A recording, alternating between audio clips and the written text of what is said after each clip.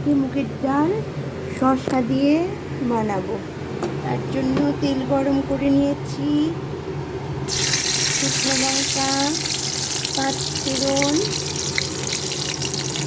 দুটো বড় এলাচ আর লং তিনটে দিয়ে ফোড়নটা গরম হয়ে গেছে। এখন আমি নারকেল কুচি তার মধ্যে একটু ভাজা করে নেব।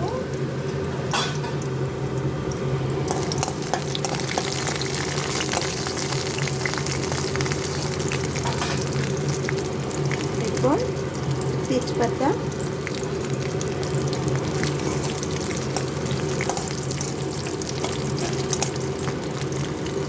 দিয়ে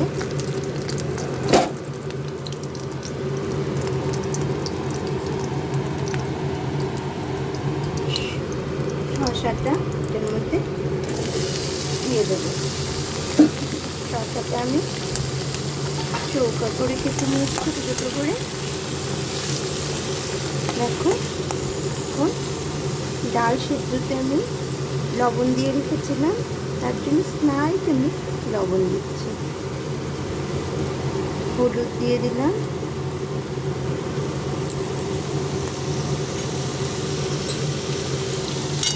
হলুদ দিয়ে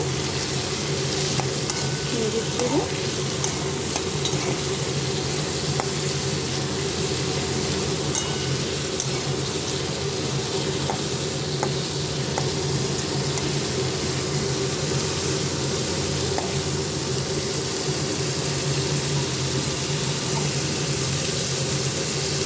এটার মধ্যে কাঁচা লঙ্কা আর টমেটো কুচি, ছোটো ছোটো চুন করে কাটা টমেটোগুলো দিয়ে দিই। শসার ডাল এমনি শরীরের পক্ষে ভালো, শসাটা শরীর ঠান্ডা রাখে। খেতেও ভাজা মুগ ডাল দিয়ে বেশ ভালোই হয়।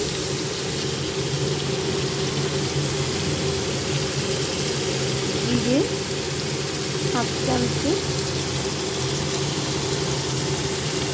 দিয়ে দিলাম।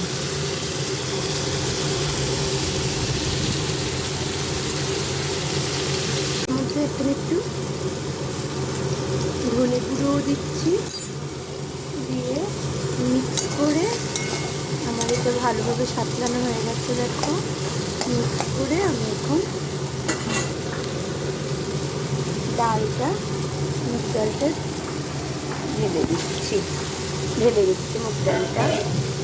মুগ ডাল দিয়ে শসা দিয়ে বানানো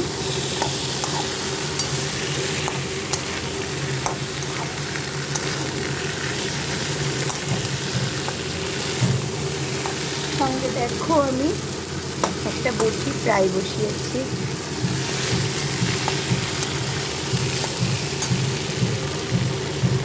জল দিয়ে দিলাম,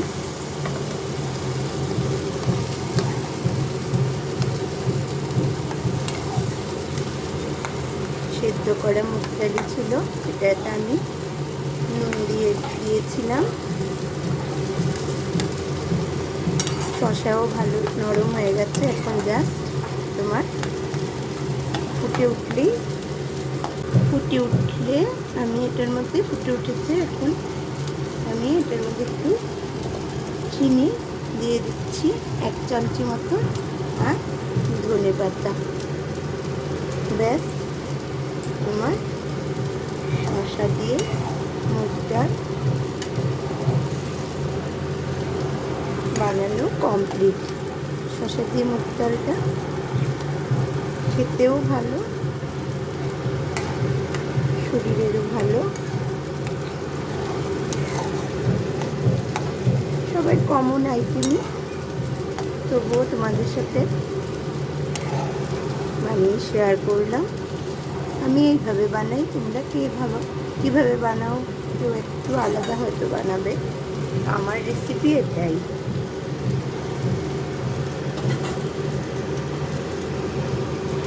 ভাজা মুগ ডাল আর শসা দিয়ে ডাল বানানো কমপ্লিট বন্ধুরা। ভাজা মুগ ডাল, শসা দিয়ে।